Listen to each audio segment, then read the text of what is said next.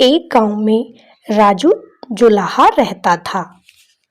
उसकी शादी को काफी समय हो चला था, लेकिन कोई संतान उसे नहीं हुई थी। राजू जुलाहा इस बात को लेकर बड़ा दुखी रहता था कि इतना समय शादी को हो गया, लेकिन कोई संतान हुई ही नहीं है।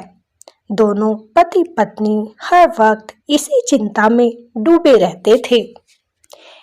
शादी को कम से कम 20 साल हो गए थे, लेकिन प्रभु के यहाँ देर है अंधेर नहीं। दोनों प्रभु भक्ति भी बड़ी ही करते थे। एक दिन राजू जुलाहे की पत्नी गर्भवती हो गई। ये खबर जब राजू जुलाहे को पता चली तो वह खुशी के मारे फूला नहीं समाया। वह इतना खुश था कि न जाने उसे कोई खजाना मिल गया हो। अब तो वह अपनी पत्नी का बहुत अच्छे से ध्यान रखता, उसकी हर ख्वाहिश पूरी करने की क्षमता रखता। एक दिन राजू जुलाहे की पत्नी का मन बेर खाने का हुआ, लेकिन उस वक्त बेर का मौसम नहीं था। बेर लाए तो लाए कहाँ से? राजू जुलाहे ने कहा, प्रिय, तुम चिंता ना करो, कहीं ना कहीं तो बेर मिल ही जाएंगे। मैं आज ही बेर लेने चला जाता हूँ। राजू जुलाहा ढूंढते ढूंढते दूर कहीं जंगल में जा पहुंचा। जंगल में उसने इधर उधर हर जगह देखा, लेकिन उसे बेर कहीं भी दिखाई नहीं दिए। तभी उसकी नजर नदी के किनारे एक झाड़ी पर पहुंची। उस पर बेर लगे हुए थे। बेरों को देखकर राजू जुलाहे की खुशी का ठिकाना न रहा। वह जब बेर तोड़ने लगा, तभी नदी में से एक बड़ा सा मगरमच्छ बाहर आ गया। मगरमच्छ बोला, अरे, ये बेर तुम नहीं तोड़ सकते। अगर तुम इन बेरों को तोड़ोगे तो मैं तुम्हें खा जाऊंगा। राजू जुलाहा बोला, अरे भाई, तू मुझे खा तो लेना, लेकिन उससे पहले मैं ये बेर अपनी पत्नी को खिलाना चाहता हूँ, क्योंकि मेरी पत्नी बहुत सालों बाद गर्भवती हुई है। मुझे औलाद होने वाली है और उसका मन बेर खाने का कर रहा है।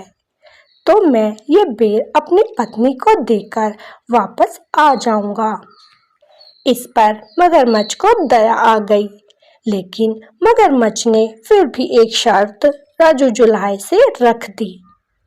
मगरमच्छ ने कहा, अगर तुम्हें बेटा हुआ तो तुम अपने पास रख लेना, लेकिन अगर तुम्हें बेटी हुई तो वो मेरी होगी। राजू जुलाहा पहले तो डर गया, लेकिन फिर सोचा, यहाँ पर कौन आएगा, इसको हाँ कह देता हूँ। राजू जुलाहे ने हाँ कर दी और वहां से बेर लेकर चला गया। ऐसे ही कुछ समय बीत गया। राजू जुलाहे को एक लड़की हुई। लड़की बहुत सुंदर थी, बहुत प्यारी थी, बड़ी बड़ी आंखें थी, चांद की तरह गोरा रंग था। उसे देखकर सब उसे बड़ा प्रेम करते थे। धीरे धीरे लड़की 18 साल की हो गई, लेकिन राजू जुलाहा उस मगरमच्छ की बात भूल चुका था। तभी एक दिन अचानक से उस गांव में बाढ़ आ गई और बाढ़ में बहते बहते वह मगरमच्छ उसी गांव में आ गया। राजू जुलाहा जब काम से बाहर जा रहा था तो उसे वह मगरमच्छ मिल गया। मगरमच्छ ने राजू जुलाहे का रास्ता रोक लिया और बोला, तुझे अपनी शर्त याद नहीं रही, इसीलिए मैं यहाँ तक आ गया। अब तू ये बता कि तुझे क्या हुआ है। जुलाहा बोला, मुझे लड़की हुई है। तो फिर वो मेरी हुई, क्योंकि ये हमारी शर्त थी। इस पर मगरमच्छ बोला।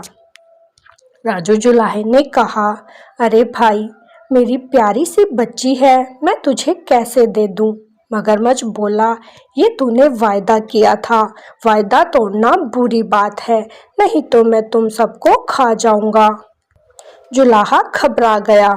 उसने कहा, ठीक है, मैं कल नदी पर अपनी बेटी को लेकर आ जाऊंगा। मगरमच्छ भी नदी पर चला गया। राजू जुलाहे ने सारी बात अपनी पत्नी को बताई। दोनों पति पत्नी बड़े दुखी थे। सोच रहे थे अपनी बेटी को कैसे बचाएं। अगर बेटी को वहां नहीं भेजा तो वो हम सबको खा जाएगा। अगले दिन सुबह राजू जुलाहे की पत्नी अपनी बेटी से बोली, बेटी तू तैयार हो जा, बहुत दिन हो गए हैं, अपने नाना के यहाँ चली जा। बेटी भी तैयार हो गई और अपने पिता के साथ चलने लगी। पिता धीरे धीरे अपनी बेटी को उसी जंगल में ले गया और वह नदी के किनारे आकर बोला, बेटी तू यहाँ पर कुछ समय रुक, मैं अभी आता हूँ, यहाँ से कहीं मत जाना। बेटी पिता की आज्ञा मानकर वहीं पर रुक गई। उसे नदी का पानी देखकर बड़ा अच्छा लग रहा था कि तभी अचानक से वहां वही मगरमच्छ आ गया और बोला, आ तुझे नदी की सैर करा दूं। लड़की बेचारी बहुत भोली थी। उसने कहा, तुम मुझे इस नदी की सैर करा सकते हो? मगरमच्छ हंसा और बोला, हाँ हाँ, क्यों नहीं, मैं तुझे इस नदी की सैर करा दूंगा और फिर किनारे लाकर छोड़ दूंगा। लड़की मगरमच्छ की पीठ पर बैठ गई। अब मगरमच्छ नदी में अंदर घुसता चला गया।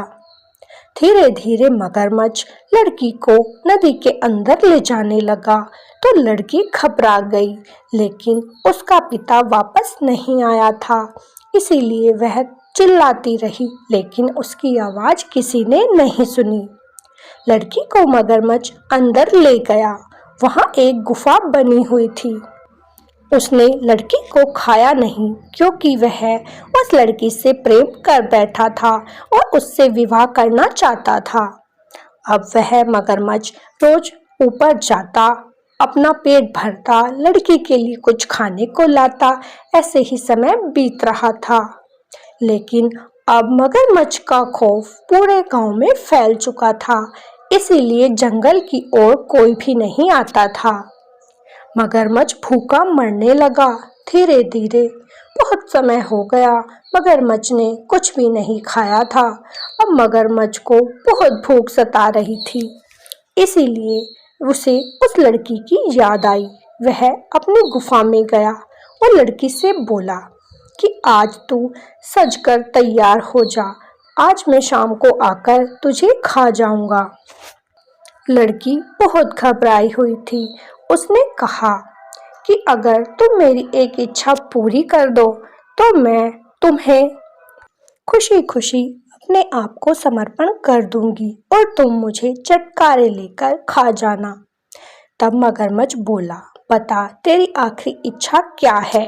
तब मगरमच्छ से उस लड़की ने कहा, दूर जंगल में एक आम का पेड़ है, मुझे उस पेड़ के आम खाने हैं, क्या तुम मुझे लाकर दोगे? मगरमच्छ बोला, वैसे तो मैं किसी की इच्छा पूरी नहीं करता, लेकिन तुम मेरी प्रिय हो, इसीलिए मैं तुम्हारी इच्छा जरूर पूरी करूंगा। और वह आम लेने चला गया। मगरमच्छ यह नहीं जानता था कि उस जंगल में आम का पेड़ नहीं है। मगरमच्छ को काफी समय हो गया, लेकिन उसे आम का पेड़ नहीं मिला। वह खोजता खोजता दूर निकल गया। लड़की ने भी कीचड़ को अपने चेहरे और पूरे शरीर पर लपेट लिया, सोने को एक पोटली में बांध लिया और पत्तों से ढक लिया और धीरे धीरे वह नदी के ऊपर आ गई। लेकिन तभी वहां पर मगरमच्छ भी आ रहा था। मगरमच्छ लड़की को देखकर नहीं पहचान सका कि ये कौन है। मगरमच्छ ने सोचा कि ये कोई बूढ़ी औरत है। वह बोला, अरे बुढ़िया, क्या तू जानती है कि यहाँ कोई आम का पेड़ है? बुढ़िया बहुत चतुर थी। वह बोली, हाँ, मैं जानती हूँ कि आम का पेड़ कहाँ है।